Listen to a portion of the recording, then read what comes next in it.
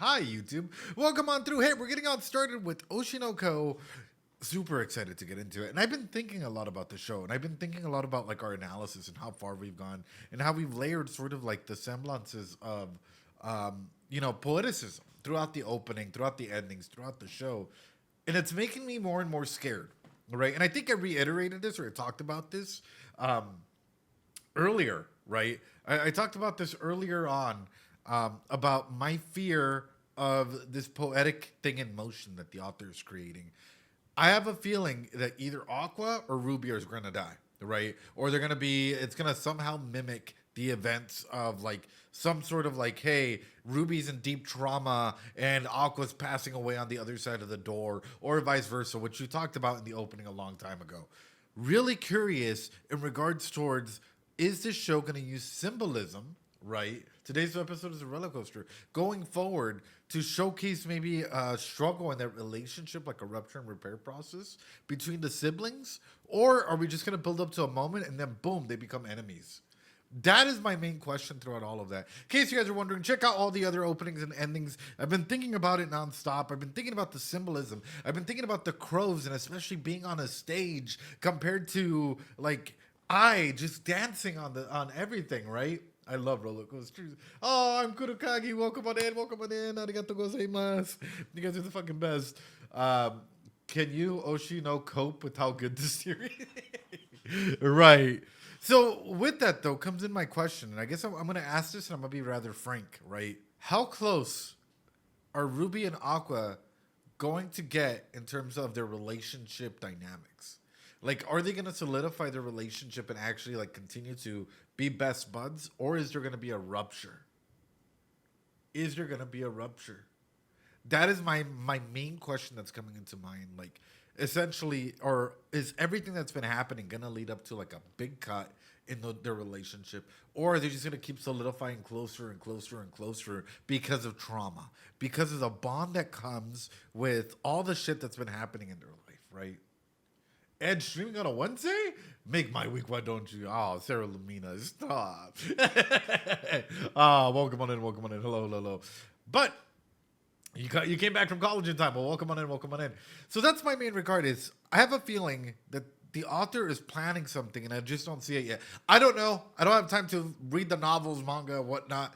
But clearly the author, I'm not sure. Has the author touched on anything I'm pretty sure it has. You guys have freaked the fuck out whenever I make predictions. You guys say I'm Aka when I'm not, right? I'm not the author, guys. I'm not the author. I get a lot of shit wrong.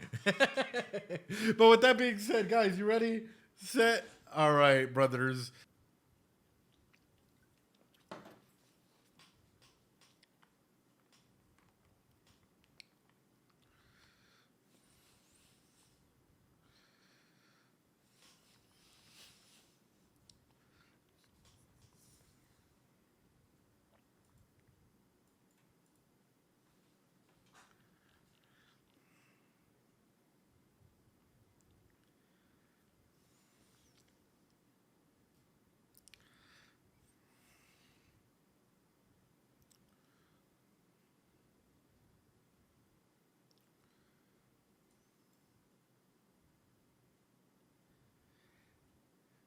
There's something that's kind of breaking my soul a little bit, right? Because we know that this is a very similar scream to what's seen in the ending. But aside from that, I really love how this puts us out in the audience the same way it is for a 2.5D play. So these set changes, everything that we've seen from the actual play and production itself is being illustrated through this opening in a very beautiful way, in a very like oh no, Greekus, I don't know that the editors just have me bopping along, dude. It's so fucking good. So it sort of makes me wonder a little bit. You guys we can have a discussion on this a little bit, right? Which is number one, we have Team Akane and Team Aqua, right? And on the other hand, we have Team Ruby, right? So just by the split on the screen, I'm gonna ask a very frank question, and it keeps coming back to this. Why are, well, I can kind of see why. But Mami Miyako and the director are so far back. So far back that they actually have a vantage view of everything. You guys see what I'm talking about? Mami Miyako and the director Kun are so far back that they're probably seeing everything and probably have a better aspect as to what's happening at large than we do. I just noticed this now because I'm like, that's a very, like, it's very purposeful, right? It's showing us that this is a play, and in play, like any form of theater, any form of staging matters, right? Where you're blocked matters. And seeing them so far back that, like, you know, you kind of have to squint a little to see them. There's the producer that left in the first episode too. I think that's him. Wait, where? Because I know that's director and that's Mami Miyako all the way back here, so they have this vantage view. Well, meanwhile, everyone's caught up in this, which is interesting.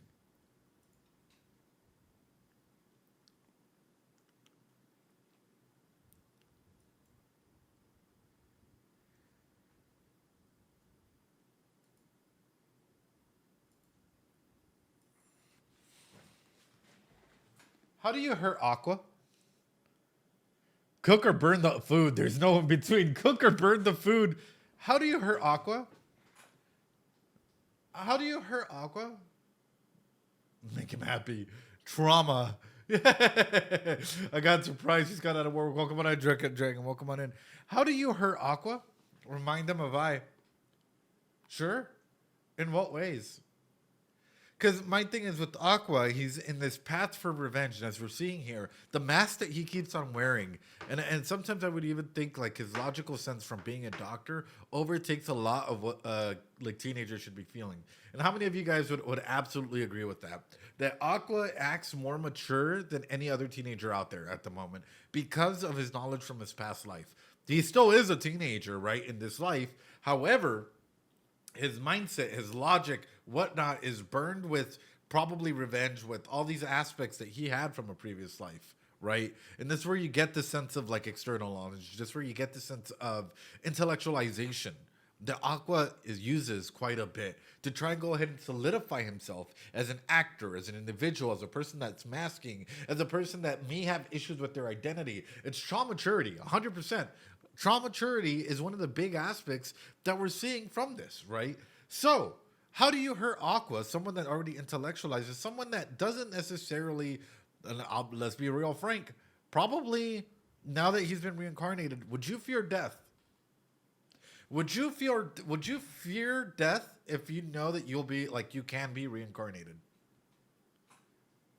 If you've experienced the afterlife, right, in a form of reincarnation, would you fear death?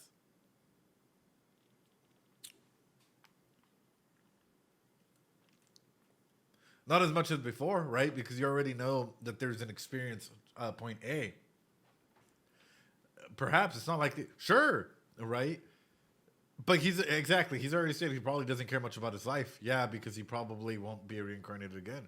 Well, I don't know that. I don't know if he's going to be reincarnated again or don't, right? He says he doesn't. That's why he's willing to go far. But even then, right, there's still the pain. There's still those aspects. But somebody that's already gone through something once. It's like imagine going through Rocky Mountains once, right? Like going through an aspect of like a really dangerous road once. Are you more prepared or less prepared than tackling with zero experience? Even the concept of dying, even the concept of feeling your body go lifeless.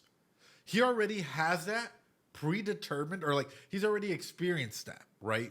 So it's something that he can at least say that he experiences. He knows there's something to it, right? So how do you hurt Aqua? We're taking that off the table. I mean, you can hurt him, you can kill him, sure, but how do you hurt Aqua? I know, guys, we're going fucking deep. I looked at this whole concept of masking, and this has been on my mind, and the whole concept of self and the past life versus the current self. If there was a way to solidify this, perfect. If there's a way to solidify this and make Aqua very aware, there's no more reincarnation. That was a mistake. If there's a way that, like, you know, he knows, or maybe internally he has a talk with, like, you know, his doctor self or some type of thing, right? And it's like, hey, you're not going to be reincarnated again. That was a fluke or something happened. Boom. That's already one way to go ahead and start elevating the stakes. Number 2, killing people he loves. I know it just says killing people. Killing people he loves. If you take away people that he loves, all of a sudden, shit gets real. What would happen if, let's say, Aqua is hanging out with the Kane and Kana and, you know, Ruby and all of these people, right? And they're performing and something goes wrong, or I guess Mem as well, right? And something goes wrong and Kana slips and falls and breaks her. What would that do to him? And by slips, I said accidentally. What would that do to him? I want you to push it past. We've already seen what childhood trauma does to him. In the essence, you attack his heart first. Don't you turn this anime into another. Don't you dare. He would choose violence again. You go after one of these 3. You go after one of these 3. If I'm Evil Ed, Miyako probably won't hurt him as much. It'll probably hurt, but probably not as much at this moment. But if I'm Evil Ed, right? Let's say I'm a supervillain in this world, and my goal is to hurt Aqua in such a psychologically deep level that I can go ahead and do stuff. Hold on, we're going Evil Ed stuff, right? First thing I do is tell him that he's worthless, right? Let's say that I have somehow knowledge, right, as to what he's trying to do, maybe knowledge of a past life or something like this. And I want you guys to think about this as well. We're having this discussion for an element of analyzing this OP and analyzing the differences between his past and future self in this aspect, right? But at the same time, taking it in and trying to find the ways that would break this character that we're seeing here, right? So, if I was Evil Ed, the first thing I would do, and if I had any form of knowledge of his past life, or even if I didn't, right, I would reiterate, oh, poor Aqua. Such a young child that couldn't save his mommy.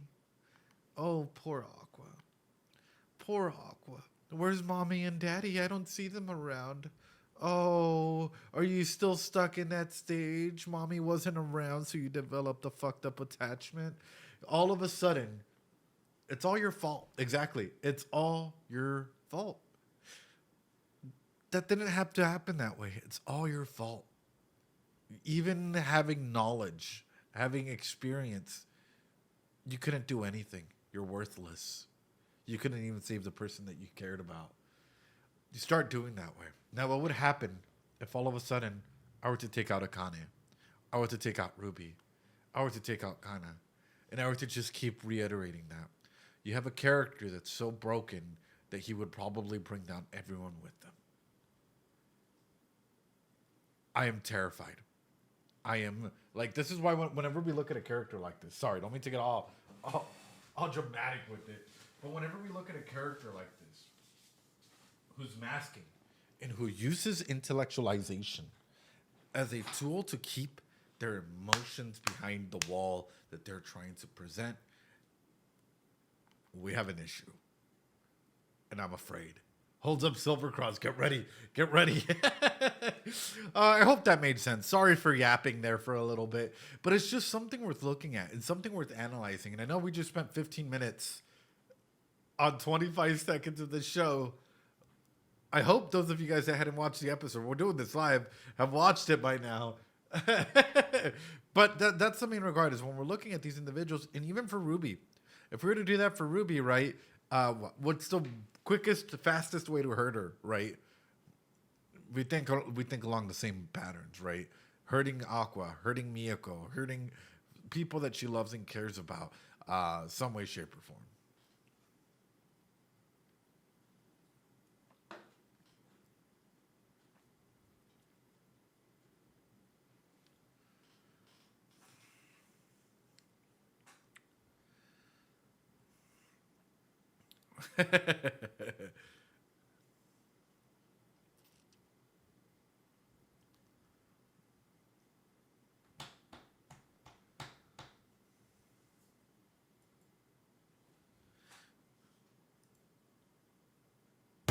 There we go. That's right. That's right, guys. We're doing the full OP.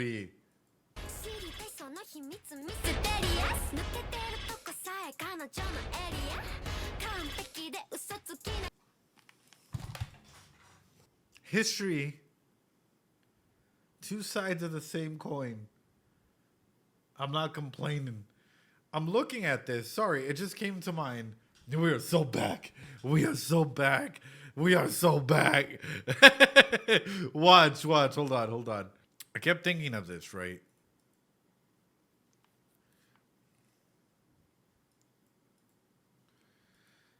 Chasing after mom, right? All the trauma and whatnot that happened. So we have Ruby and I. And in I's perspective, right, at least what she showcased, and we can even call this the two versions of the entertainment industry, was love, was her being this perfect bunny for the world, was all the stars, the glam, the glimmer, all the spotlight that was happening towards I. And on Ruby, on the other hand, if she is going to at some point become I, which I'm assuming she is, and I've said this since opening one, it's going to be for all the negative reasons. Now comes in the question. Binge watch a lot of your content during stationary therapy while coming from Brett. Have been loving. Oh, I'm glad. Hell yeah, man. Appreciate it. So comes in my question, when we're looking at an author doing something like this very similarly, right? And we're seeing this thing shine. We're seeing two different perspectives that are either going to be showcased or highlighted.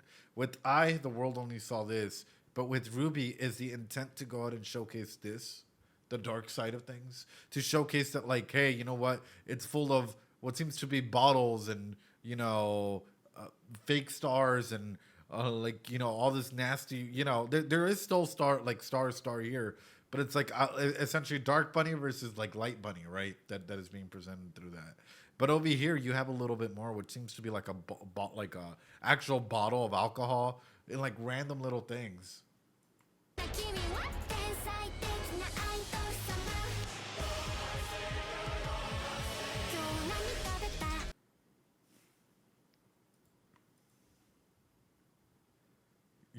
I know. Oh wait, this is Ruby's eye. That's what I'm saying. I'm glad it also do, because I just woke up and I thought I'm late.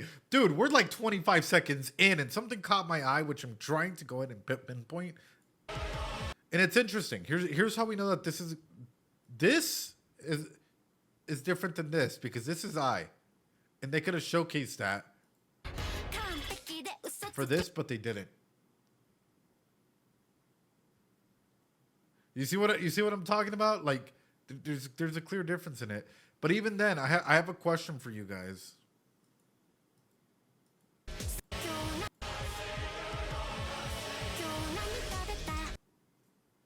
What is I hiding?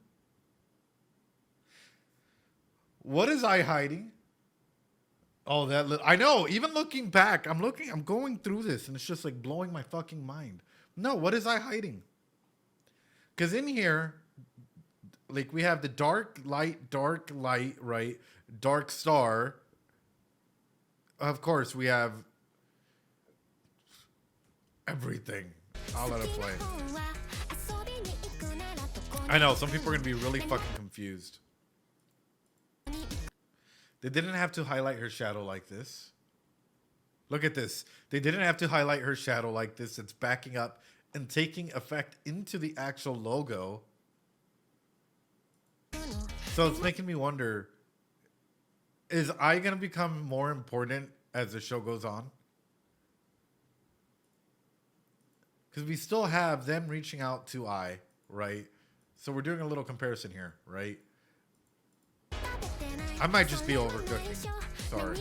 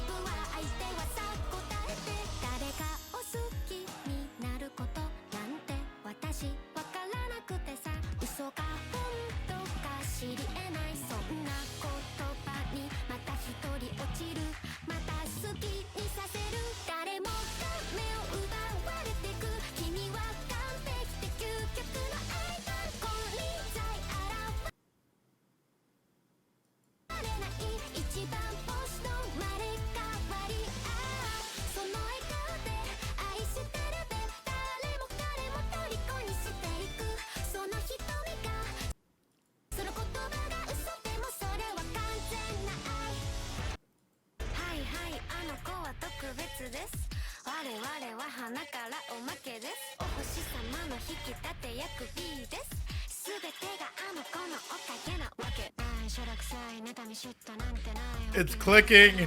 It's clicking. It's clicking. Hold on.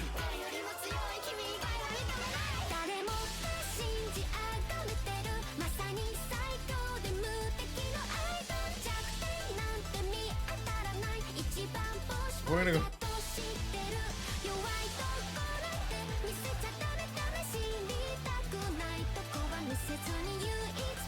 I swear it's in here because I know we analyzed this.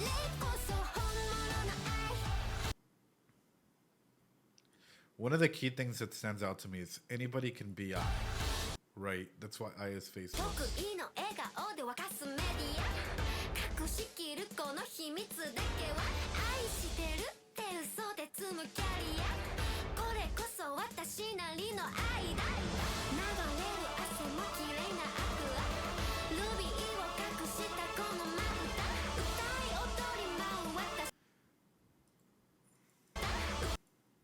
Bro, they couldn't have made that more obvious. They really couldn't have made that more obvious. They really couldn't have made that more obvious, could they? Oh my god. Hold on. Hold on.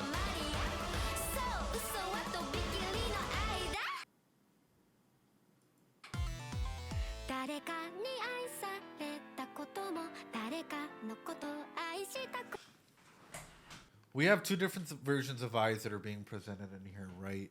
And clearly in this one, in the original OP for the episode, we see Ruby running after I, chasing after her, but through that we get a version of Dark Eye, right? We get this version of Dark Eye. So I'm assuming that there's going to be some sort of events, right, where Dark Eye, or Ruby, more than likely. And this is all from the OP idol. And the OP, I forgot the name of OP2. There you go.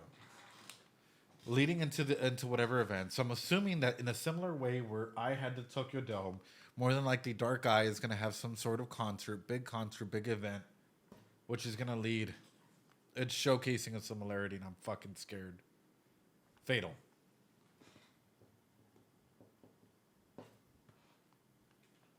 Why? Because of this.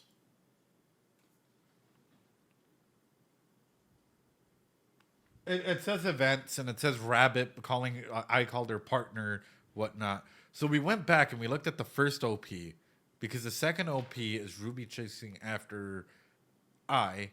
So Ruby is I. Ruby is Dark Eye because she's trying to showcase the dark side of the entertainment industry, while I was trying to illuminate just the entertainment industry in general.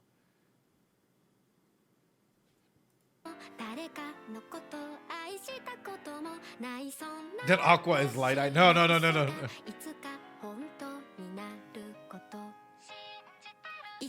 Which is funny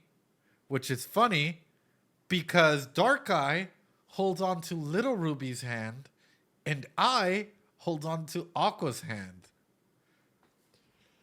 I'm freaking the fuck out here. And I feel like I'm the only one. I'm the only one that's looking at this and I'm just like, oh shit, brother. There's some shit coming. There's a fucking storm, brother. Oh. I knew fucking opening one had some fucking bangers in here. And we've touched on some of this before.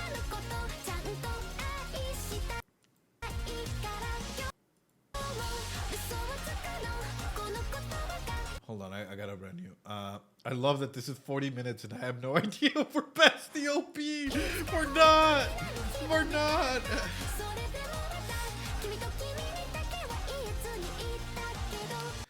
And what's interesting is now we actually have I, right, without the mask. I guess what we would consider normal I coming up to them.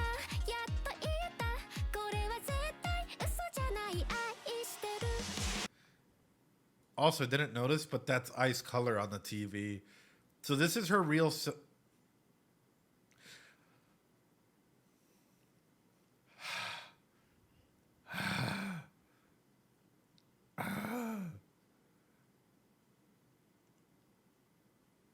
I have 1,001 things to say.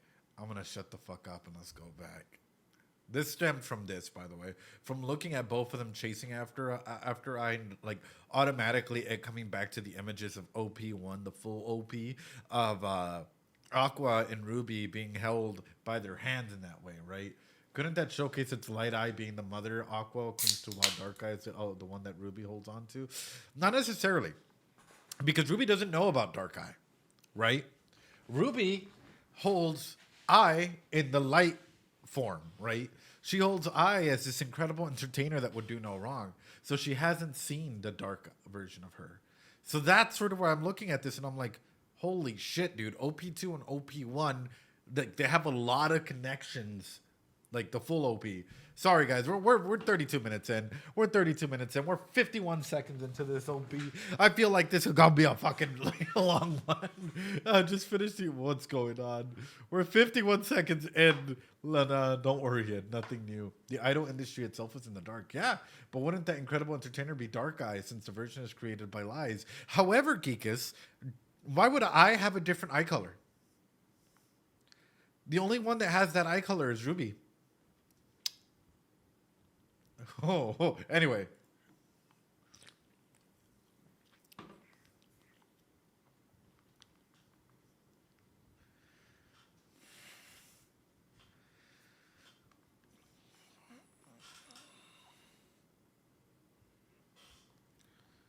Make it, you made it.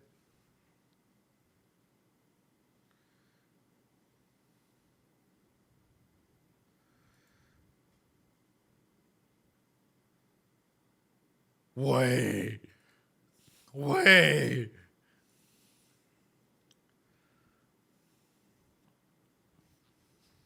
Thanks.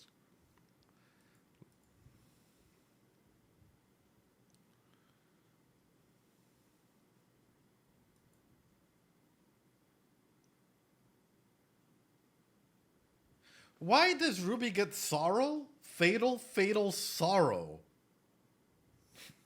Aqua smiles for love, but yet Ruby gets fatal sorrow.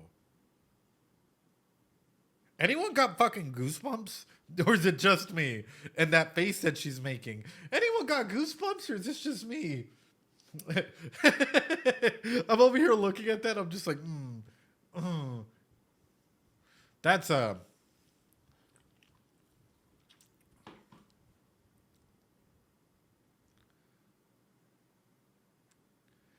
We did it, guys. 35 minutes. We did it. All right, that's more than enough time for the people that hadn't watched the opening to see the entire episode and then some. 46, yeah, and then some. All right, let's go. Let's go.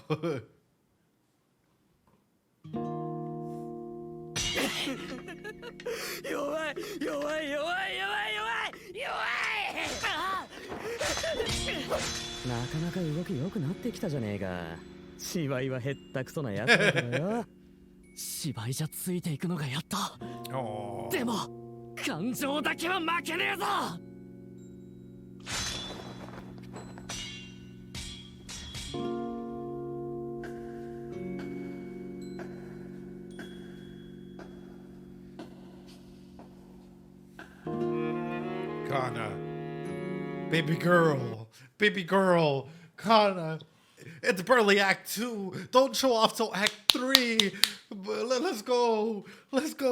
I know, Kana. I know. Dude, like, a lot of people are like, she should have gone all out. She should have, they're center stage. Yes, but you can't lay everything out in the second act if it's a 5-act play. You know, you can't act. But couldn't Sorrow for Ruby be the inversion of the current interpretation of I for guessing? Could be 100% Amharar.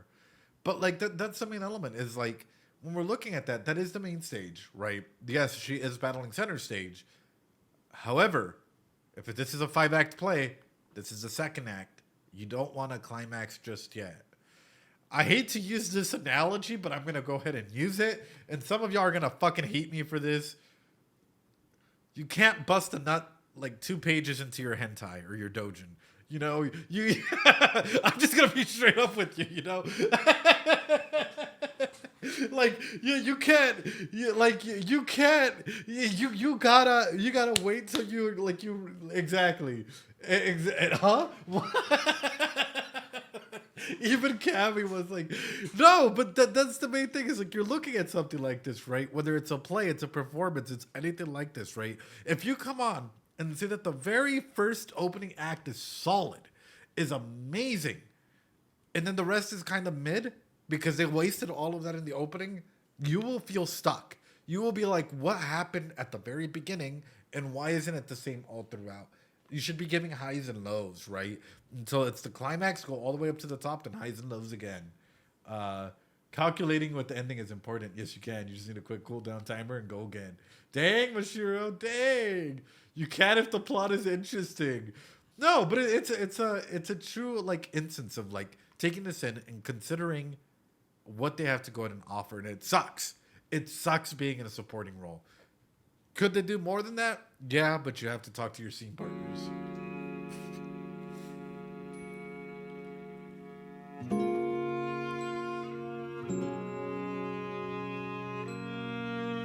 Oof. Oof. Which makes me stop and ask this question. Have you guys ever given a position, maybe allowed somebody else to take credit for a lot of the work that you've done? Or maybe had to take a step back and just like know that somebody didn't really fully how'd that feel for you guys? And I mean this genuinely to start a conversation about this because it's not a good feeling. It's not a good feeling that sometimes we have our own shit that we're dealing with and we try and push ourselves to our limit and then we have to take a step back appropriately and it feels like shit, dude. I'll be very straight up. Like there's been so many times where it's like, hey, you know what? Can't necessarily go there. Right? Like, you know, doing amazing stuff and then somebody else has to take the credit for it. Conflicted. Yeah, it doesn't necessarily feel the greatest. Absolutely.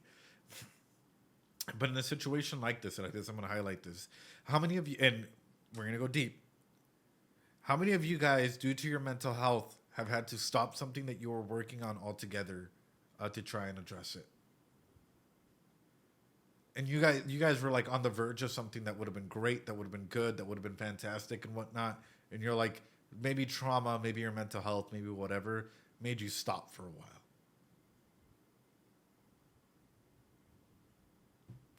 And chat goes, shh. I'll be honest. I'm very upfront about this shit. There's been various times where, you know, for example, I'll be very upfront with you guys. Sometimes I get seasonal depression, right? It's a very big thing that especially being back in the desert, there is no seasons here. There's hot and there's cold. And during summer, it hits me the worst, right? Where I have no energy to do anything at all because it's too hot to go outside. It's too hot to do anything. Like it is 100 and roughly 15 degrees today, Fahrenheit. So I want you guys to conceptualize that. It's so hot, like that, like you like all you got to do is from work come back home, right? And so you enclose yourself in this environment. So all of a sudden these ideas start going by, and all these plans and whatnot to do whatever can like all of a sudden have to come to a screeching halt because I don't feel the motivation to do them, right? Same. It's awful, right? And it probably hasn't happened to a lot of people. They usually, not necessarily John Senpai. When it comes to certain topics like this, a lot of people are uncomfortable talking about their mental health, especially because it's an aspect of vulnerability. And a lot of people wait for someone to be very open about it and talk about it before opening up, right? Some people take a moment to reflect upon it.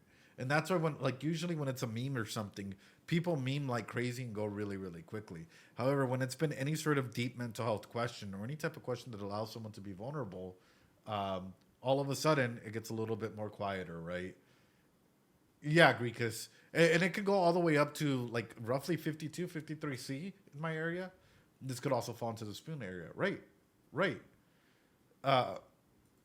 And that's exactly it, Kesa. And whenever we're going into this, one thing that comes to my mind is acting wise, 1,001% like endeavors. This is why I do Twitch. I love Twitch. I love streaming. I love YouTube, right? But imagine not being able to have an outlet to even be creative, to even do certain thing. That self-reflection, or even people who do self-reflection, can take a, like, you know, if you don't do it enough, it can take a toll on you. And if you don't have the right amount of support with you, the aspects of going in deep into your mental health can definitely affect you. Anyway, sorry guys. I was just looking at this image here, and it where she's smiling on one, but on the other she's looking down. And that right there highlights everything to me, right? We're really good at masking as individuals. We've learned how to mask socially. We've learned how to mask in 1,001 different ways. But when it comes to this in particular, it breaks my heart. It breaks my heart because I think we've all been there. Yeah.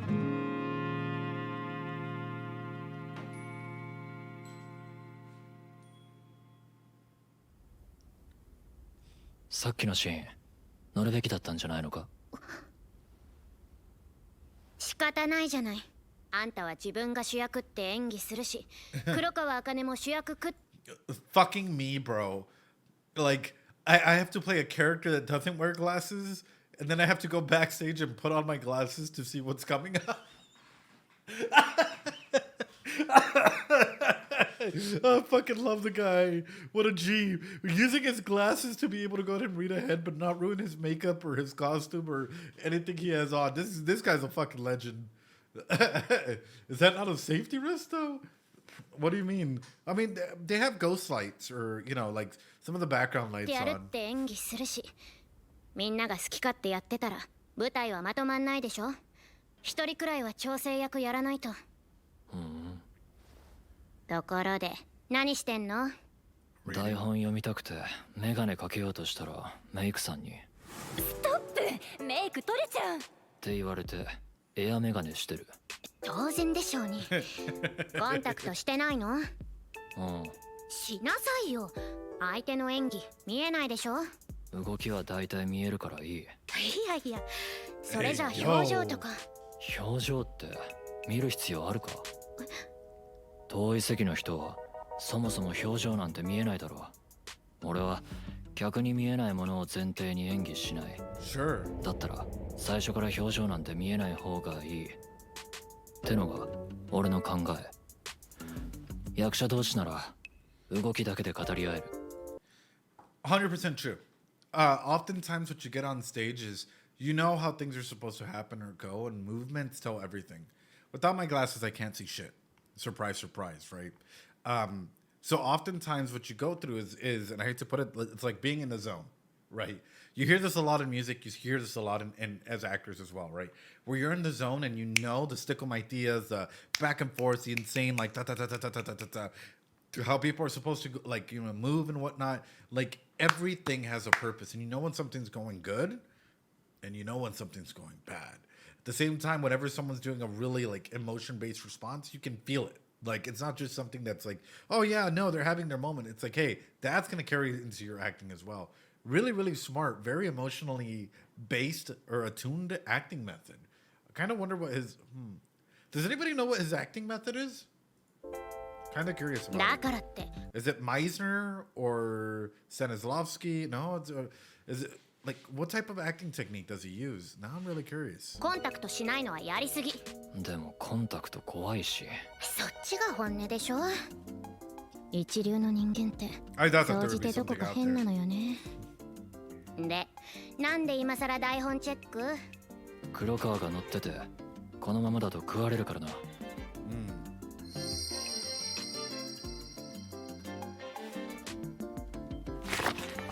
このシーン。アドリブ入れるぞ。I'll insert some ad-libbing. そういうのはもっと事前に。お前ならどんなアドリブだろうと合わせられるだろ。私を誰だと思ってるの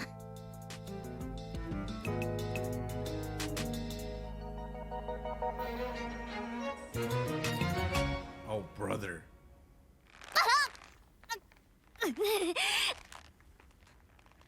家族の仇、お前だけは。ああ、誰のことだ？倒したやつのことなんかいちいち覚えちゃいねえよ。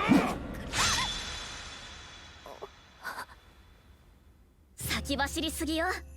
仕方ない子ね。私も一緒に戦ってあげるわよ。おしろ。Oh.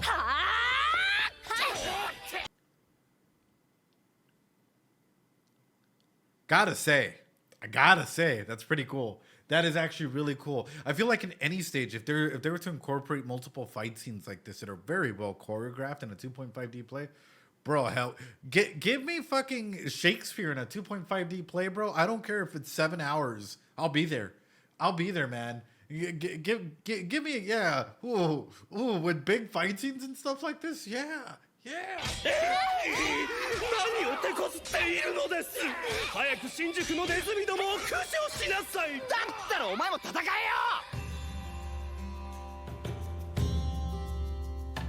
Oh shit. Oh shit, brother.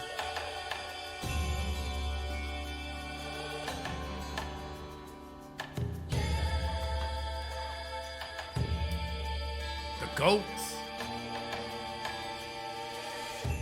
お前が渋谷で一番強いやつか。貴様には志があるのか？ん？鞘姫にはある。志ね。ないことはないと思うが、俺は口で説明するのは得意じゃねえんだ。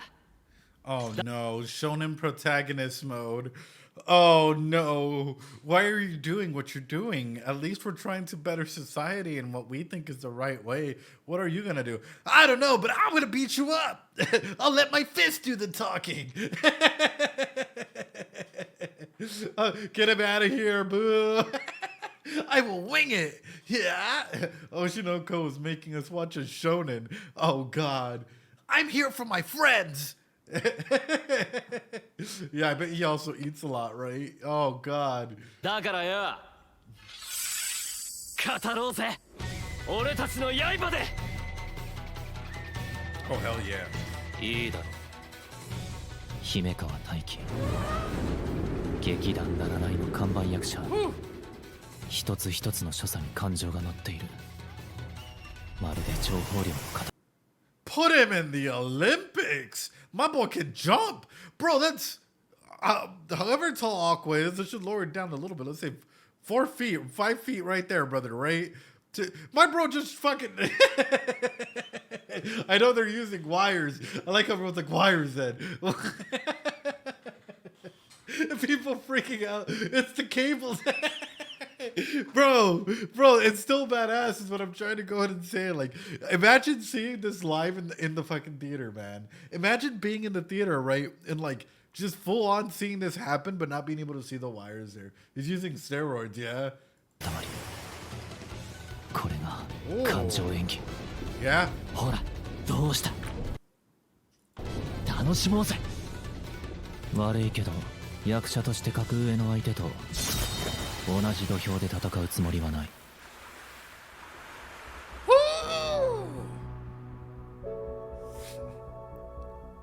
ほう、無関。Yeah! If one's full of emotion and you take it down the other way, emotionless, all of a sudden, that is pretty fucking cool, man. That is pretty fucking cool. I'm not gonna lie. Like, seeing that come through and seeing that juxtaposition between someone that might be really full of emotions versus the other individual that's holding on his oof. Because if he were to join him, high level stakes the entire time, that also gets boring. You don't want to hear Naruto yelling at another Naruto for 50 minutes, right? You don't want to hear like, or Boruto's dad just being like, datebayo, and like the other one being like, hey, datebayo, like back and forth, like nonstop. You got to have some contrast, right? And you got to have that range. It's like, yeah, exactly. The clash between fire and ice. That's the main regard. It's like, you know, it would get annoying really quickly if you keep matching that energy 100%, or every character did, right? You have to have these variances. 対比構造ですか。対比構造？感情をむき出しにする姫川に対し、アクア君は感情を押し殺した演技。どちらがいい悪いの比較じゃなくなっているんですよ。姫川が熱い炎のような演技をすればするほど、アクア君の冷たい氷のような演技が際立つ。頭のいいカウンターですよ。ですが姫川はそんな簡単に対処できる役者じゃないですよ。Oh. つまんねえな。Oh. 楽しもうぜ。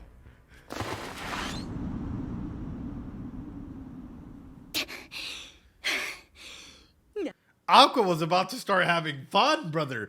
Aqua like literally took a position, was like half cracking a smile, half cracking like, okay, like when you're coloring me, I'll color you back, right? I love how they turned acting into basically a power battle shown in itself. Yeah, well, a lot of people don't know the actual dynamics that go into theater, right? And with that comes in the big question: would you guys ever do theater? And actually, I'm throwing this out there as a very serious question. Would you guys ever consider doing theater, going on stage, playing a role, doing something? Why or why not? Yes, I would not. Maybe. I will break down if I did. I'm shy. I did professional theater in high school. Oh shit, that's wonderful, Umbra. Doing it right now. Peyton, hell yeah. Hell yeah. Yeah, no way, totally, definitely, absolutely not. Introvert, ADS. Didn't have the opportunity. Now I'm too old. You're never too old to try. Oh, ads. Fear of being rejected. Maybe it's because I'm old. You're never too old. You're never too old. Cammy, would you ever do theater? I'm kind of wondering. Wait, why is it? Mods, can we give Cammy the VIP, please? Hold on, let me type this out. Yeah, Cammy, I would want to learn how to express myself in that. Because one of the big things through it is you learn a lot. And you learn a lot of like the social interactions. You learn a lot about like the timing and how to be there for others. And the number one thing to being in theater is believing your character. Believing your character's journey. Understanding your character. Where they're going, right? And that's a big aspect of self. Why is there something at Twitch? I wouldn't be able to do anything off script. I'd freeze. I did in high school theater. Volunteered for a burlesque group as a stage kitten. Hey, yo. Wait a minute, Cammy. Hey, yo. What? Does doing theater... D&D is amazing. Absolutely. Want to react to the coldest... not really. Not at the moment. D&D is great. D&D is a great aspect for therapy. D&D, I think, should be highlighted significantly more as well. なんなんだあいつ。それにあの名刀、他の刀とは何か。もうすぐ姫川さんがアドリブ入れるって言ってたシーンだけど。避けろ、つなぎ。Oh shit. 台本にない芝居。Oh. Oh. Oh. Oh, and he catches her. Oh, hey, yo. Ooh. Hey, Aqua, is that your sword? Let's go. He been caught with a wingman, brother. Yeah, that's not in the script. That's so good. こっちに全振りかい。アクア、私がうまくつなげるから合わせて。女、遊んでる場合か。命を賭して死ぬのは男だけでいい。Oh, is he going along with it? Is he going along with it? Hold on, that's fucking dope, bro. And also grabbing her. Hey, yo. 男に守られなければ戦場に立てないようなら、今すぐこの場を去れ。アドリブ。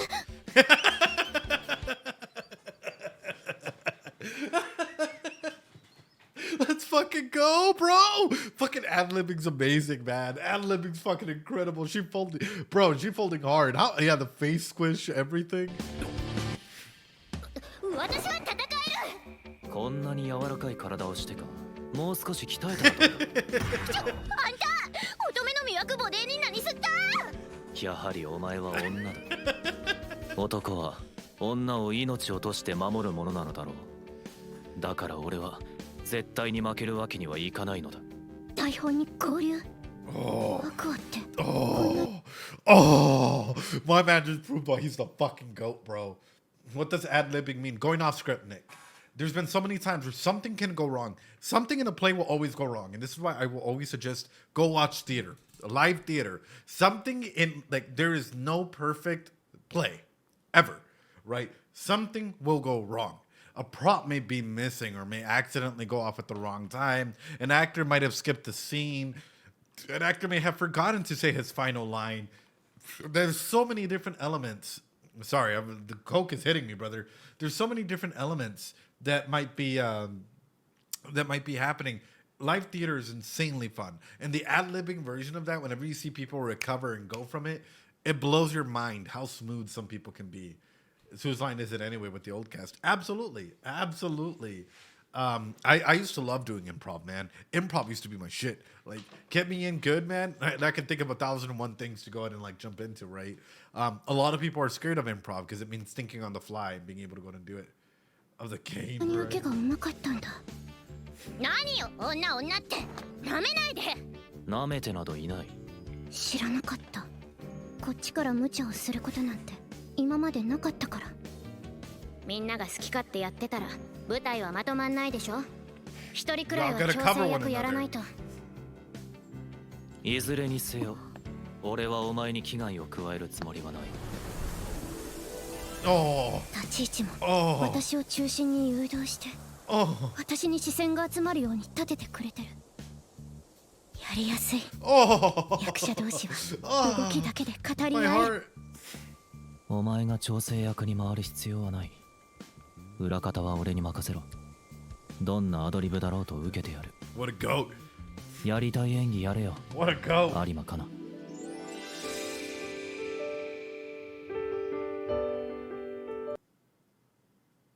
The kind of acting that she's never shown really to other people. The kind of Kana that she hasn't really shown to others.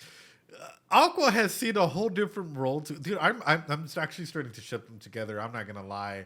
I'm starting to ship them together. I don't think Aqua deserves a Kane. I think we deserve a Kane. But like, Kana has actually shown a lot of her vulnerability to Aqua in terms of like actually being vulnerable and being there for them, and 1,001 things, right? Kana ex Kana, yeah.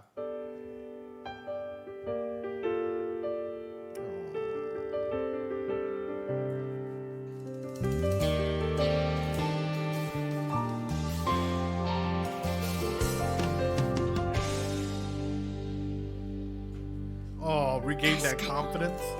あんたは人を引っかき回すの得意よね。Oh, my heart. I can't, brother. 母はどうやらその昔芸能人になりたかったらしい。だから私にその夢を託した。Please never do this. The amount of pressure and whatnot that goes on to a kid for this is insane. Please don't do this, man. This is where you get a lot of like individuals that, like, you know, kids that grow into adults with severe anxiety, severe pressure, severe like, you know, a lot of mental health issues arise out of situations like this. Whenever parents are putting unrealistic expectations or dreams, their dreams on their children, right? It's one thing to have aspirations for your kid to do great things. It's another thing to want your kids to live your life. That is the difference in that, right? Yeah, pushing your dreams that someone else is fucked up if you fail to deal with it. Exactly. Parents trying to live their dreams through somebody else. So that's why it's like whenever we're looking at this, whenever we're looking at Kana here, and I'm hearing this, it saddens me because it's like, did you have a mom or did you have a manager?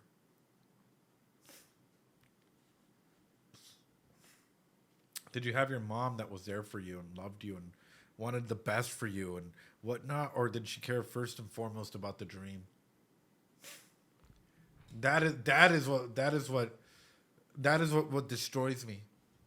Is there's a lot of kids out there who mom will be first and foremost, or dad will be first and foremost the other role, right, of manager or whatever the dream may be, right, and then secondly place themselves as that dad, as that parental figure. When she left, Kana stopped making money. Well, Aqua.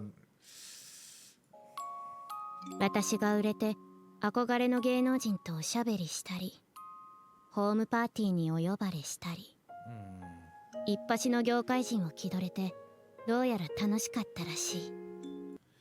Here's what scares me, and I'm gonna go ahead and throw this out there. Did she chat? Or did she chat?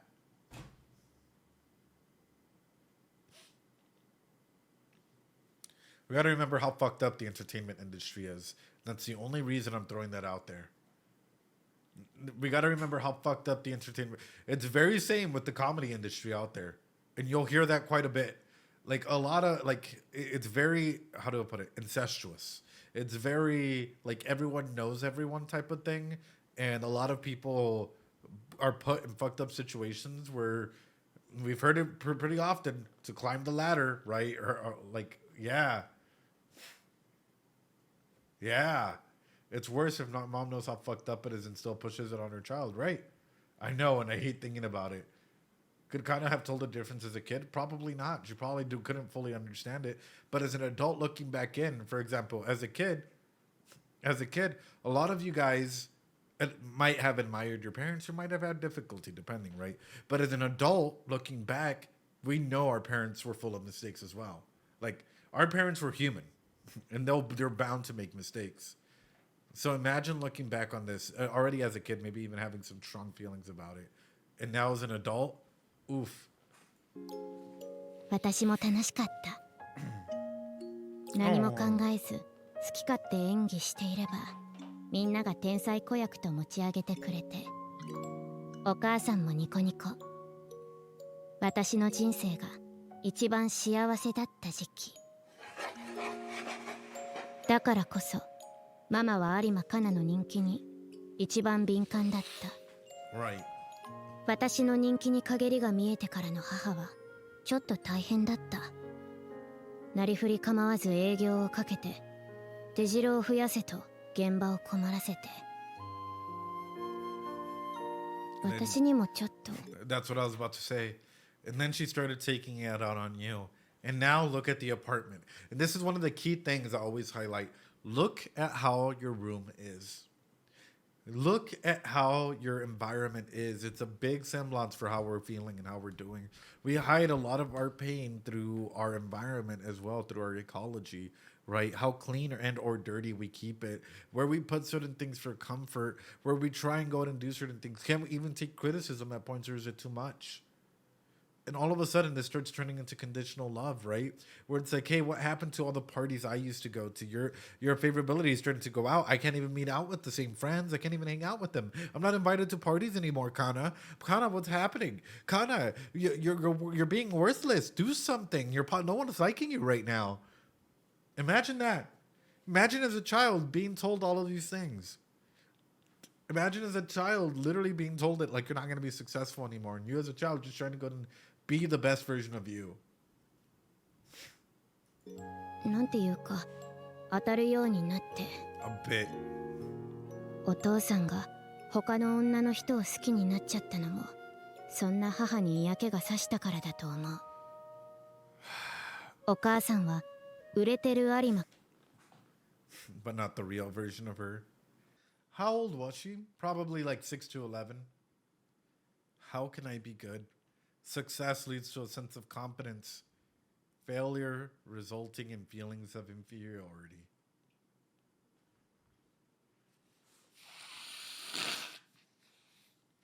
Same age as Aqua. Fits 3. Children who try to exert too much power experience disapproval, resulting in a sense of guilt. We go up 1, we go down 1. Guys, is this a good explanation for what we're seeing? Is this a really good explanation for what we're seeing with her at the moment? The feelings of guilt that are going through that. The feelings of inferiority that she's struggling with, right? Yeah. And that's why we highlight this, and that's why we talk about it, and that's why any good psychologist worth their dollar should talk about these sort of things with you guys. Even past that comes in the main element.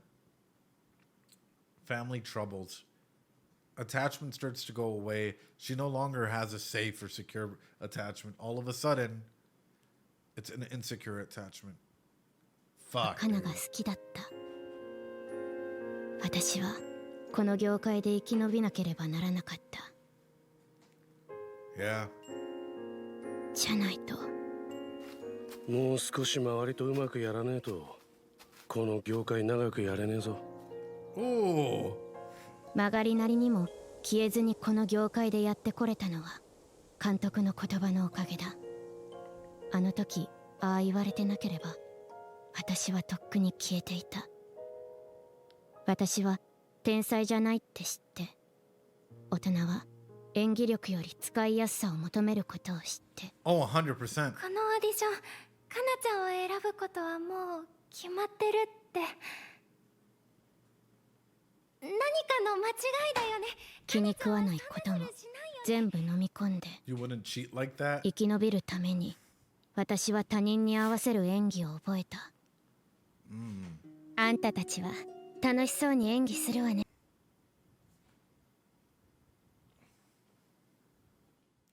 That's you, baby. That's you, babies. That's so many of you guys. There's so many of you guys. That's so many of us in general, where we learn how to acquiesce and try and bring up others and care for others and be empathetic for others and really care about others and being like, oh no, I'll stand in the sidelines and I'll cheer you on. I'll be here for you guys. Wow, that looks like a lot of fun, but I can't do it. No, it's fine, right? Because we bring ourselves to acquiesce and to, for a big reason for ourselves is to try and find that happiness in pleasing others. Because in a big way, that's us trying to heal ourselves as well. We're trying to go out and be there for others because nobody was there for us. That's what we get with a scenario like this. We get a scenario where all of a sudden, you know, your parents might be going through a tough time. Say that you were the black sheep of the family. All of a sudden, a bunch of the issues are you. Hey, why aren't you doing this? You're useless. You're worthless. You're not even doing anything for your family. Hey, the only thing you're good at is for your hobbies. You can't even get a job. You can't even, you know, you're not even going to school. Or if you are in school, like you're not even going for an appropriate major in their eyes, right? And you're all there, and you're like, hey, you know what? I care about my friends. I'm trying to be there for my friends. I'm trying to take care of others. I'm trying to join certain things to make friends and maybe even acquiesce. I know I can do better than what I'm doing, but I won't because I don't want to ruin the fun for others. And I'd rather be there and be a big support circle for everyone else. Other people start succeeding and other people are doing wonders, and I'm still stuck. And I'm doing mediocre at best. And sometimes I'm wondering about myself. Am I even doing good? Am I not doing good? I see that I'm could be doing so much better. I could be doing, you know, getting these high level achievements, being a partner, doing 1,001 things, but I'm happy with just playing the supporting role because people care about a supporting role, because people love a supporting role, because people won't betray a supporting role. But in all of that, are you betraying an aspect of yourself? Being there so many times for others and giving all your spoons away to every individual that comes in for a season, a reason, or an actual, you know, like mission for a long time. How many spoons do we end up with for ourselves? And in that same way, if we're acquiescing for all the other people around us, when are you acquiescing for yourself? What are you doing for yourself? What are you doing to better yourself? And it looks like fun, and you don't want to rock the boat because rocking the boat is scary, because you don't want to lose your friends, because it's hard to make friends real life. It's hard as an adult to actually go through and like connect with people nowadays. And now you might have anxiety, you might have a little bit of depression, you might have maybe a mental health disorder or illness, or, you know, a physical illness that maybe stops you from interacting with others. So we hide behind our screens and we go into our discords and we submit into the role of only being the supporting character, of being the, hey, I'll support you no matter what. But where are the people that support you? Where are the people that really want you to succeed? Where are you in that stride for yourself and that stride for healing from a lot of the instances of our past? It's beautiful. It's a beautiful way to write this character. It is so beautiful and tragic at the same time. And my heart is destroyed. Oh. And my heart is destroyed watching this. Because it's a lot of us. A lot of us fall in some way, shape, or form into some aspect like this. Right? Right?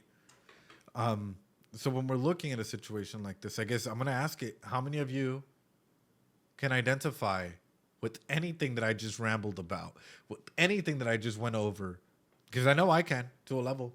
I know that I can to a level. I'm not going to lie. Yeah. Because there's an element of us, right? Oh, hey, me.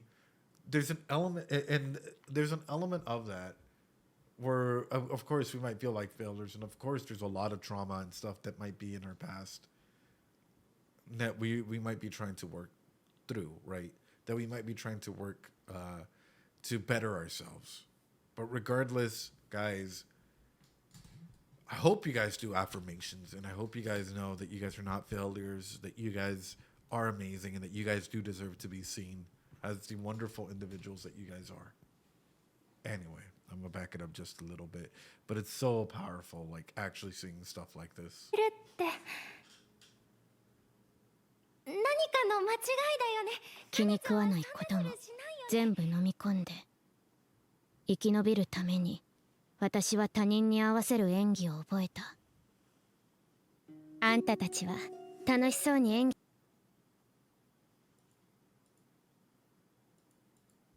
生き延びるために私は Oh, is this wait, hold on. I like how it's like a good actor, and then somebody that like Melt, which people considered a bad actor or a rough actor. Is that Melt? That is Melt, right? I was like, oh shit, okay. I see who in your mind you put in there. I see who in your mind that you put in there. は他人に合わせる演技を覚えた。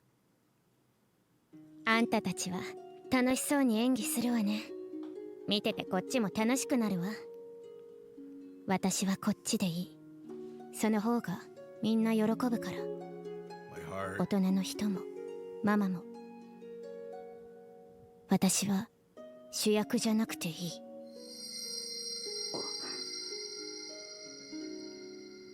Oh, oh, oh. Oh,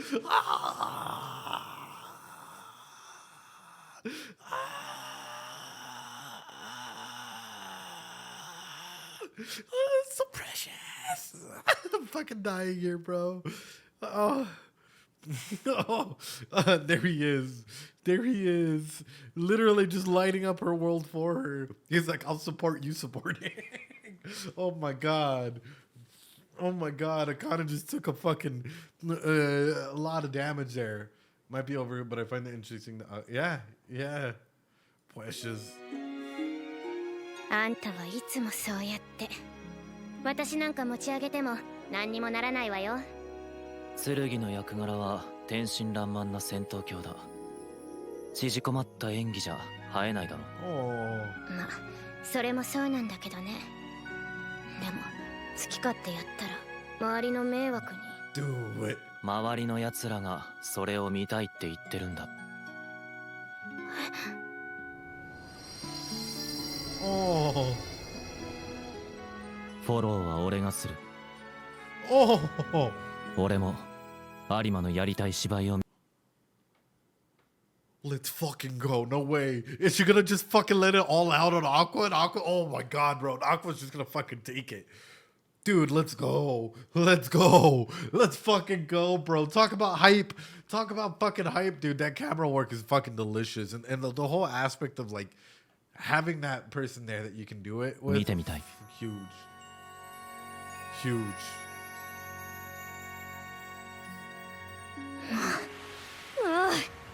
悪はあんたが悪いんだからね。あんたはいつも私を変にさせる。バカ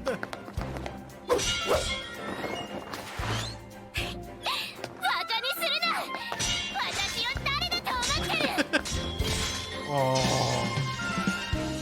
Hey, yo, their colors are coming together, brother.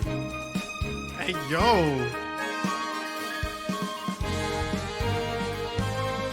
This is beautiful, man. This is fucking beautiful, man. This is fucking beautiful, man. Oh, like literally just highlighting so many stars in her eyes, like that childlike version of herself, man. Just bringing it back out that was actually having fun is an absolute goal, bro.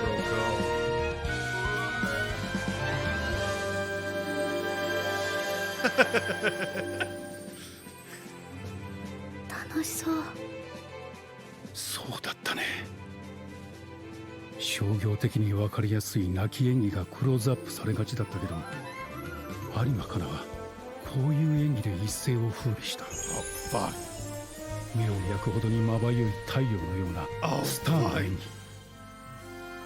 今まで便利な役者だから使っていたけれど、枯れてなかったのか。わからないものだね。ほら、見たかったんでしょ、私の演技。Oh, bro. Oh, bro. She's taking that in. 私を見て。Oh. Oh. And she gets to see her hero come back to life. And she gets to see her hero come back to life. Oh my god, brother. Akane, ex-Kana, brother. That fucking... Oh, dude, my heart is done for. When my Oshi... Oh, no, guys. Oh, no, guys. Oh. Oh. Yuri Root unlocked. かなちゃん、かなちゃん、かなちゃん、有馬かな。Hey, yo.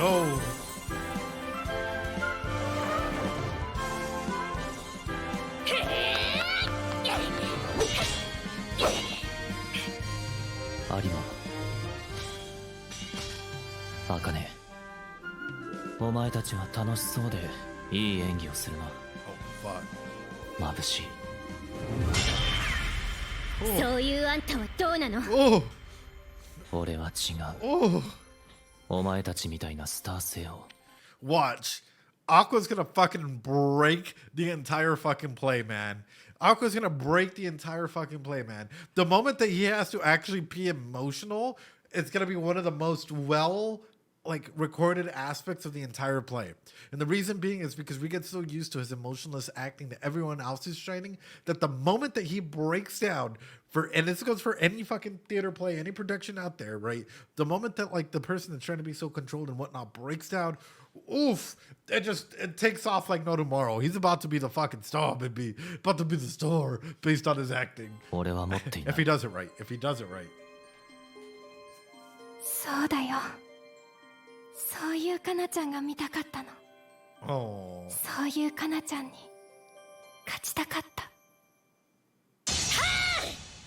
ブレード、今よ。 Oh. Oh.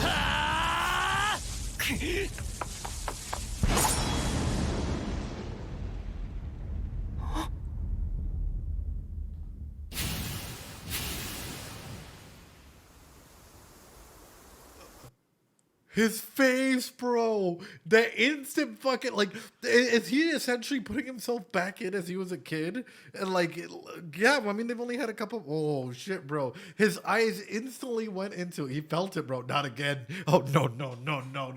Oh no, dude, this is beautiful, and I love this fucking play.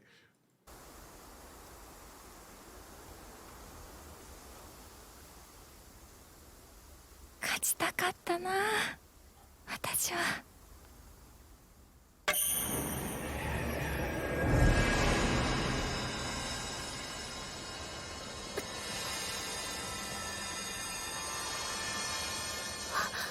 傷が。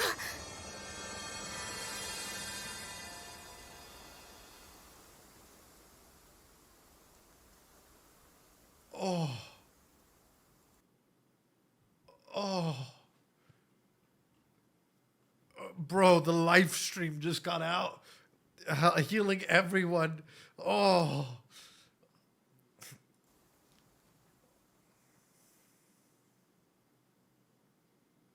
Oh, Aqua.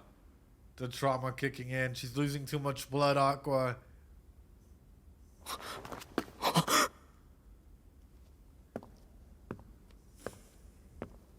刀を取れ。女を切られて黙って引き下がるのか。もういい。俺は鞘姫のために戦っていた。守れ。 No more music. No more anything. Let's back it up just a little bit. the weight of his feet like travel, and as the audience you pick up on this, man. Like, 刀を取れ。 I believe it's not recommended to push yourself into a personal trial.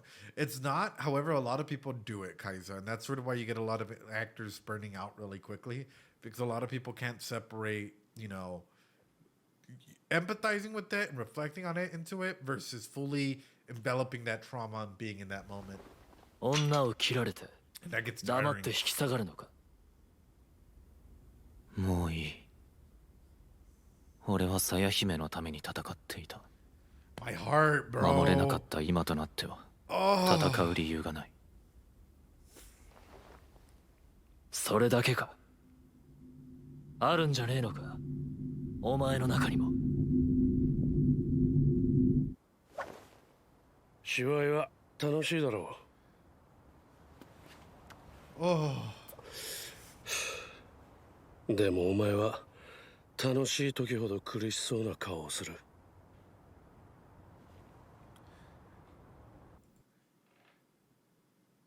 And on, oh, let's not go into panic disorder just yet. Because I'll contradict you, Akane. I'll contradict you, Akane. I got my TSM5 TR right here. Don't you fucking dare. Don't you dare. And no, we'll talk about this just a little bit. So, why do you think that he looks less and less interested or less and less fun? Like, or, you know, more in pain the more fun that he has. You have two different thought patterns, right? With this amount of pain, with everything that happened, why should I have that much fun? Why should I have that much fun? I want you guys to conceptualize this, right?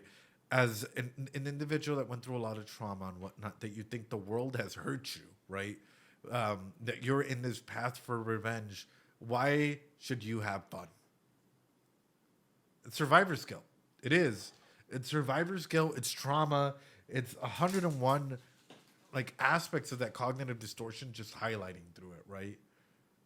Does he exactly? Does he deserve to be happy? Do I deserve to be happy? Right? And that's the main element through that. Is like he's literally punishing himself anytime he has fun because he has to remind himself that he's not worth.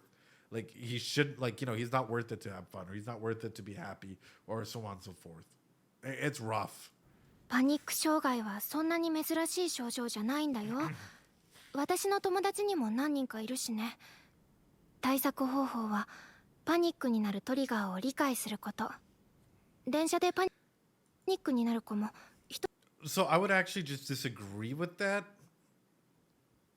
Akane. I think it's more aligned with PTSD-C, and we can even go for which is post-traumatic stress disorder complex, which is a symptom of comorbidity, probably with anxiety, right?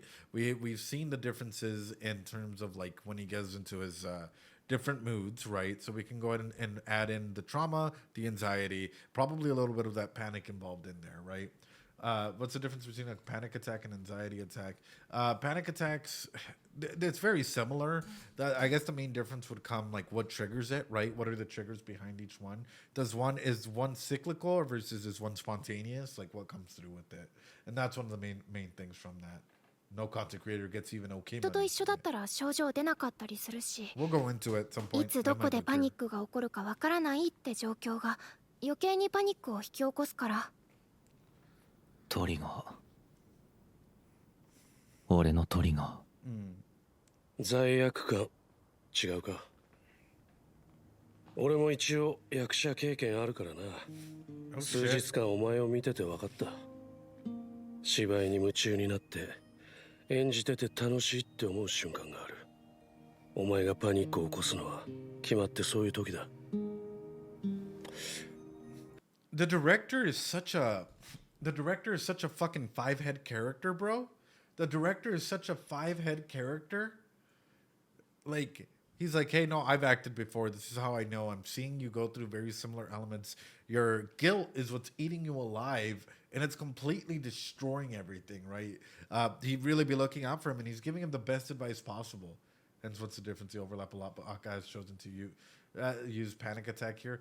Right, because it's a sense of fight or flight, right? Anxiety attacks, for the most part, and again, it's prolonged periods of time versus single individual doses, right? So is something caused by a specific trigger versus is something caused over a period of time, right? If, for example, whenever you have anxiety attacks, do they come in waves or is it instantaneous? If it's instantaneous, why is it instantaneous? Do you know your triggers or is it unknown? There's a lot of things that go into that. Aquafada figures. 演技を楽しむことへの罪悪感。ひいては愛。 But for the most part, they お fall 前 into の the same 母親への which is 罪悪感。 interesting. それがお前をおかしくさせる。 Oh. 違うか。知ってたのか。いい加減、お前との付き合いも長いからな。うすうすは分かってた。お前ら兄弟の愛への異常な執着。一番最初に会ったのも愛のいる現場だった。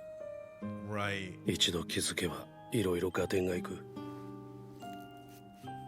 お前が芸能界にこだわる理由も大方想像がつくよ。しんどいな。 But does he know more than that? Does he know more than that? That's my genuine question for you. Because he just took him in. He was A-okay with like all of that stuff. So it's making me wonder, how much more does he know? What does he know, right? 演技を楽しむこともできず、まるで復讐するために演じてるようなものじゃねえか。一度演技から離れて治療に専念するのも手だぞ。 Oh, based. このままで Based. 俺がどうなろうとどうでもいい。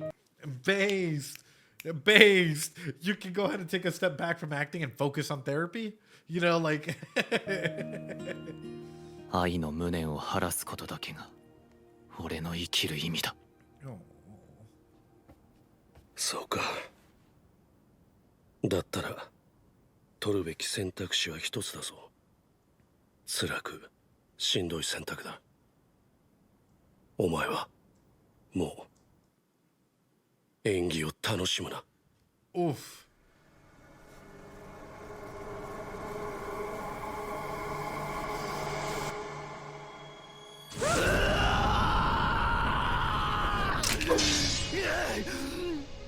Oh.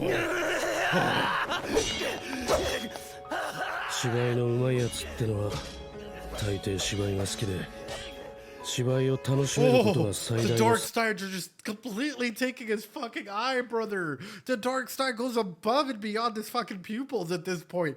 God. God. 才能だったりする。お前はその逆をいけ。苦しみながら芝居をしろ。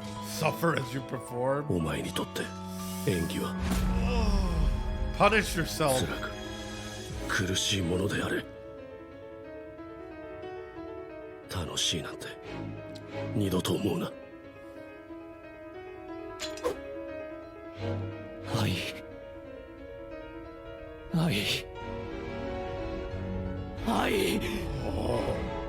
Oh. そこをどけ姫川大輝。有馬かな黒川茜。お前らを下して俺はこの業界での評価を手にする。 Ah.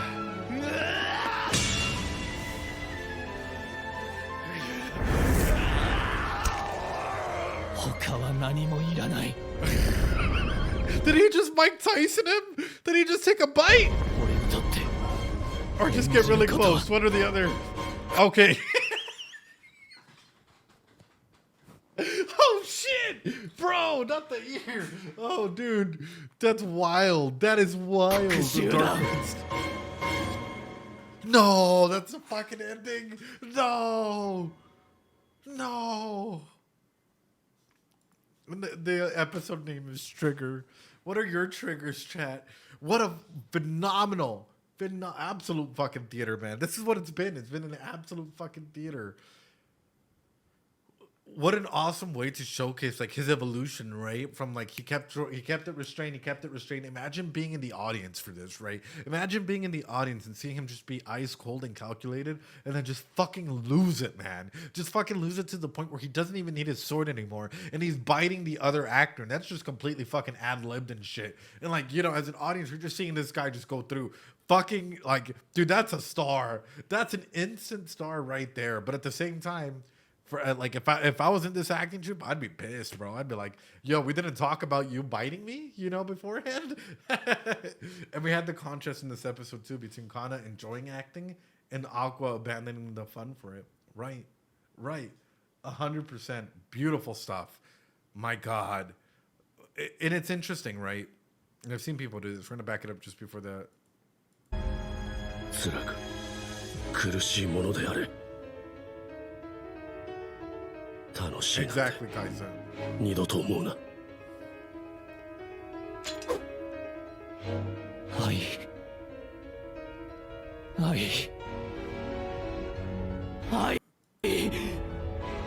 So imagine what this would. Oh my God. Imagine what this would do to you. Imagine what this would do to you to put yourself and keep bringing back this memory and like literally using your emotions from then day in, day out. It would be suffocating. You would learn to hate it as well. You would absolutely, like, if you're literally bringing back this trauma and triggering yourself to feel this way, to get into this mood, to get into whatever, it's burnout, man. It is burnout. Like that is exactly how you would just be done with everything and anything and everything. The last scene is, this is from his past life when she was at the top of the rooftop hospital in episode 1 and whatnot. Pavlov's eye. She's there and she's not there. My God. My God, what a beautiful, absolute fucking cinema, man. Absolute fucking theater. お前らを下して俺はこの業界での評価を手にする。 Hello, Mayo. How you doing?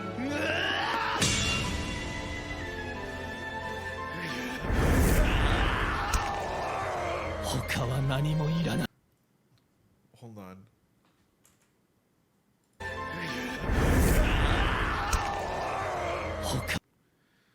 I like how the author is just like, fuck yeah, like she's all impressed, like shocked even. The author is just like, just like straight up going ham with it, right? We have like everyone's shocked. Ruby's fucking shocked by this acting as well. And the director's like, hey, you're doing it, kid. You're an actor. You're a star. The fight might be canon. They do. 演じることは Happy go bug. 復讐だ。 Yes. Yes. Now trigger me this. Also, thanks so much for the subs, guys. I appreciate it. Sorry if I haven't gotten back to you guys.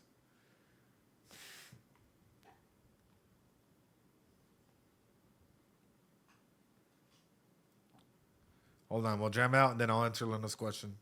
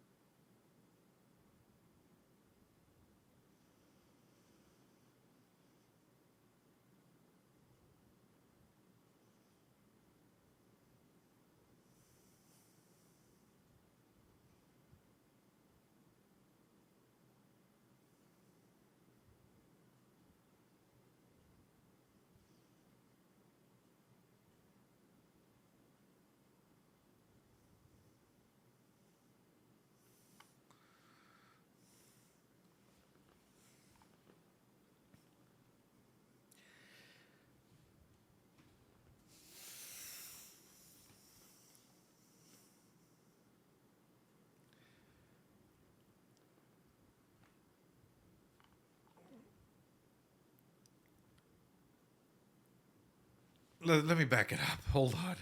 Sorry. I know some of you guys are going to hate me.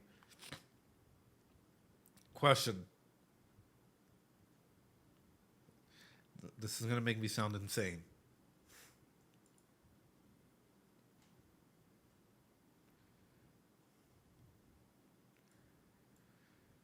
Here's an interpretation of this OP that just fucking flew to me. You guys ready? We're seeing Ruby go through all the changes. I'm going to lower the desktop audio just a little bit. Or I guess I'll do it like this. We've seen Ruby go through all these changes in this OP, right? And as we're seeing her go, I guess I can put it on. Don't really matter. Just that YouTube won't get to listen to this, right? And she's being enveloped by all these colors, these experiences, this everything, right? So, and the keychain that she gave the doctor comes back in. The keychain that the doctor had, right, when he died, comes back in. Why do you delete your VODs after your stream? I'm new. Sorry if you get that a lot. No, the editors need to go ahead and edit the VODs, and then they'll go up on YouTube, especially if it's a seasonal show, and then they come on here. For non-seasonals, they always go up immediately. Or they're in the highlights, one or the other. So that's the chain of the doctor, and it comes back in, right? The keychain. So in comes in my question, and I'm very fucking scared to ask it because of this. Keychain comes in. Everything goes to hell. Hold on. She's in a black dress with the murder of crows going around. If it's not a morning dress, something positive, what can it be? If the keychain that the doctor had, who died, comes back and it breaks your world, and you come back out.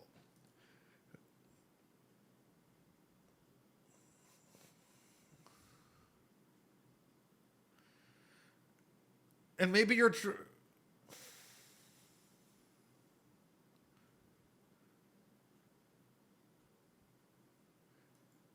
is she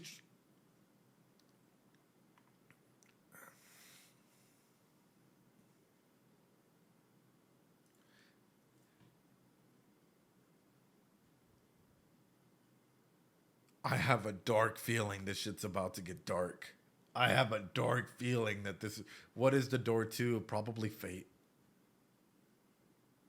I have a dark feeling that Idol, all the openings and the endings are connected. And this is all leading towards fate.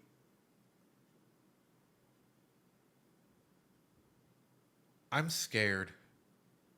I'm so fucking scared right now. Oh no, not a Klein bowl, just a glass bowl in the stand. Dark? Nah, when did the entertainment industry ever go dark? Because I've been thinking about this, and you guys have heard my thoughts opening and ending time and time and time and time and time again. Fuck. Oshi, no fate. I overcooked myself. Oh no. I'm scared. I'm scared that we're either going to lose Aqua or Ruby. I'm going to be very straight up with you. That is a very real fucking possibility right now. We're probably going to lose Aqua or Ruby. One or the other. But what's interesting is that Dark Ruby, or Dark Eye, is holding Ruby. Potential for another disclaimer, warranted content. Oof. Oof. Oof. Either that or we lose Aqua and Eye. Oh, she no hype.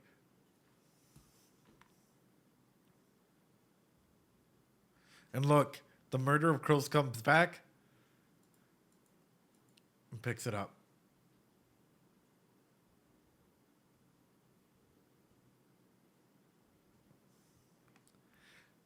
What has this show done?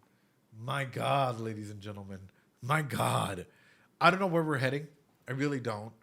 But I'm excited. And I'm excited to see how Aqua reacts and how Aqua does. The symbolism is insane. The symbolism is fucking wild. But I'm beyond curious to see where are we heading. What arc is coming after this theater arc? And where are we running to, ladies and gentlemen? Where the fuck are we running to? And I think that is a real question. That's a very, very fucking real question in that. Can Glassphere breaking Ruby, breaking her chains and lowering her safeguard against her hyper... Could be. Could be. But with that being said, ladies and gentlemen, boys and girls, that brings us to the end of the Oshinoko reaction. It's over an hour 30, an hour 40, depending. Appreciate y'all coming by YouTube. Practice some self-care. Hope you guys enjoyed the analysis and everything that we've been doing. Guys, come and join us on Twitch. Usually it's every Friday. Fortunately, my mom had a quick eye surgery that she had to go to today. She's doing better. She's relaxing. She's getting, she has that eye patch that makes her look like a pirate. But she's relaxing. She's doing better. So I hope that you guys come and join us. Come show some love and support if you guys are enjoying this. I'll see you later, YouTube. Be safe.